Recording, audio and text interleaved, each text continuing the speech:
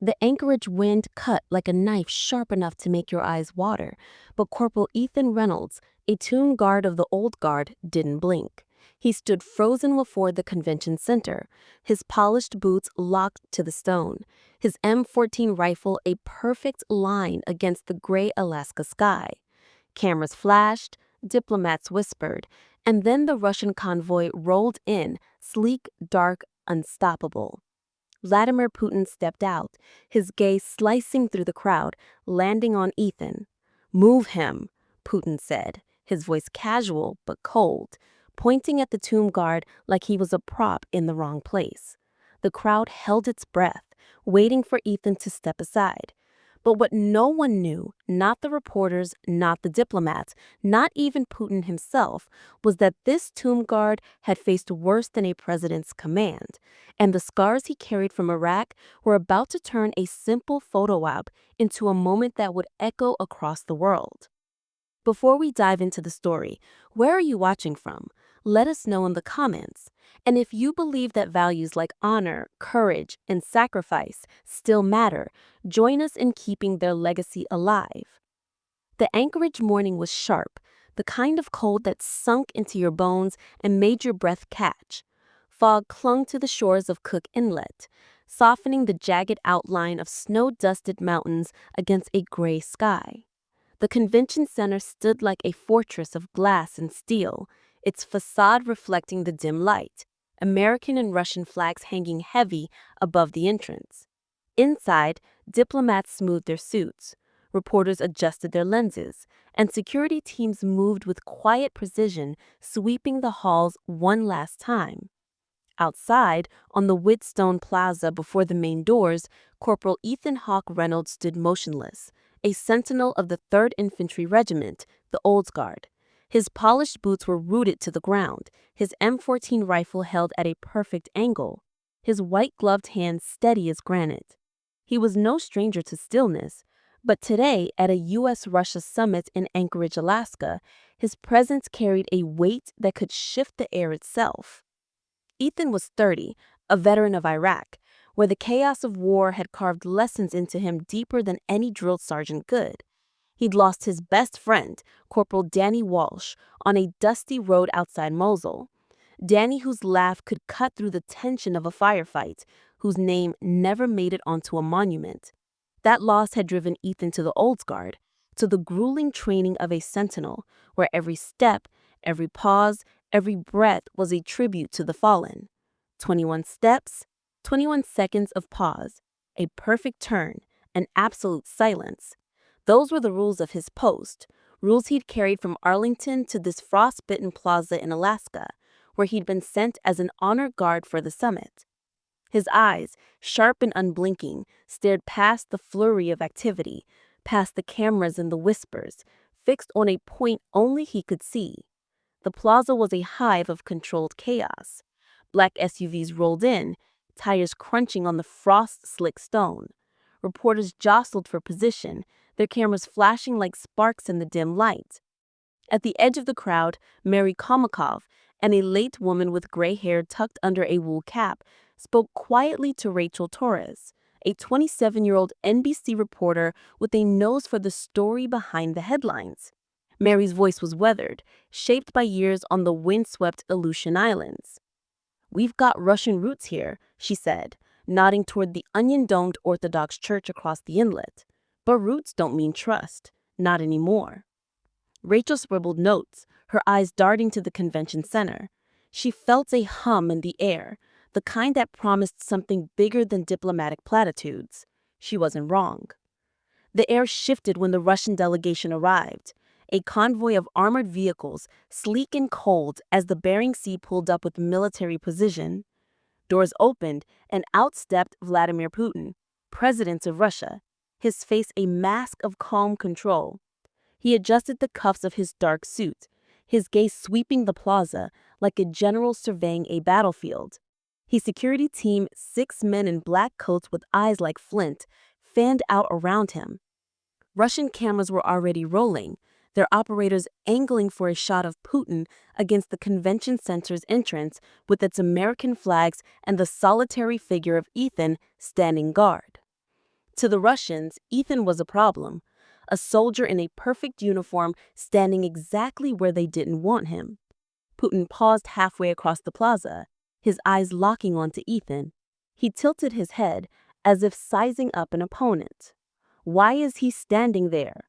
he asked in English, his voice low but sharp enough to carry. One of his aides, a wiry man with wire-rimmed glasses, leaned in and murmured something in Russian. Putin's lips twitched, not quite a smile. "Get him out of the shot," he said louder now, waving a hand towards Ethan. "I want the building, not the statue." A murmur rippled through the crowd. A few American reporters exchanged glances, sensing a story. Rachel Torres raised her camera, her pulse quickening. This was no ordinary moment. One of Putin's security team, a broad-shouldered man with a shaved head and a scar above his left eyebrow, stepped forward. His boots clicked on the stone as he approached the velvet rope marking Ethan's post. "Soldier," he said, his English thick with an accent, "step aside. We need this space." Ethan didn't move. His eyes stayed fixed on the horizon, his body a pillar of discipline. The guard hesitated, glancing back at Putin, who raised his eyebrow, clearly unaccustomed to defiance. The crowd grew quieter, the air heavy with expectation. Rachel zoomed in her lens, catching the faint tension in the Russian guard's jaw. From the edge of the crowd, Colonel Elizabeth Liz Carter emerged, her uniform crisp, her silver hair pulled back tightly. At 48, she was a veteran of the Middle East, a commander who'd built her career on the unyielding traditions of the old guard. She'd been overseeing the honor guard detail for the summit, and the sight of a foreign security team encroaching on her sentinel's post made her eyes narrow. She strode forward, her boots echoing with authority, and positioned herself between the Russian guard and Ethan.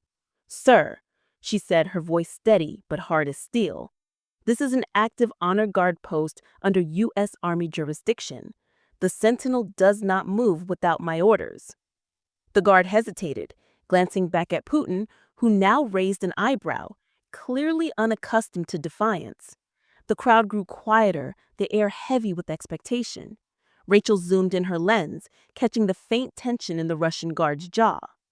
From the edge of the crowd, Colonel Elizabeth Liz Carter emerged, her uniform crisp, her silver hair pulled back tightly. At 48, she was a veteran of the Middle East, a commander who'd built her career on the unyielding traditions of the old guard. She'd been overseeing the honor guard detail for the summit, and the sight of a foreign security team encroaching on her sentinel's post made her eyes narrow.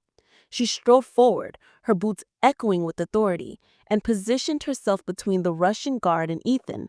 "Sir," she said, her voice steady but hard as steel, "this is an active honor guard post under U.S. Army jurisdiction. The sentinel does not move without my orders." The Russian guard froze, his hand hovering near the rope. He looked back at Putin, who was now watching with a mix of amusement and irritation.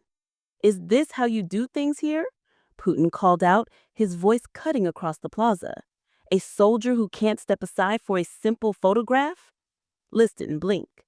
"This soldier represents the fallen of our nation," she said. "His post is sacred. You do well to respect it." The crowd was silent now, every camera locked on the scene. Rachel's camera pounded as she recorded, knowing that this was the kind of moment that could break the internet. Putin stepped closer, crossing an invisible line that most dignitaries knew to avoid. He stopped just outside the rope, his eyes meeting Ethan. "What's your name, soldier?" he asked, his tone almost casual but laced with the challenge. Ethan didn't respond, his face a mask of discipline. Putin leaned in slightly, his voice dropping. "You don't talk? Or you don't think I'm worth your time?" Still nothing. The Russian president straightened, his expression unreadable. "Fine," he said, turning to his aide. "Get the shot from another angle, but make it quick." The tension didn't break. It tightened like a wire pulled taut. The Russian security team lingered, unsure whether to push further. Liz's gaze never wavered, her presence a wall of authority. From the crowd, a junior diplomat whispered to a colleague, "This is trouble. They're testing us." Rachel's camera caught every detail, the faint twitch in Putin's jaw, The rigid line of Ethan's shoulders, the way Liz's hand rested lightly on her hip, ready to escalate if needed. The plaza felt like a stage, and Ethan was its unshakable center. Then something shifted. Putin raised his hand, signaling his team to stop. He turned back to Ethan, studying him like a man trying to crack a code. "You've got discipline," he said, almost to himself. "I respect that." He gestured to his security chief. Let him be. But the moment wasn't over. Putin's team regrouped, setting up their cameras at a different angle, but the Russian president stayed where he was, just beyond the rope, watching Ethan with a look that wasn't quite admiration, but wasn't dismissal either. The crowd held its breath, sensing something bigger was coming. Liz stepped forward again, her voice cutting through the silence.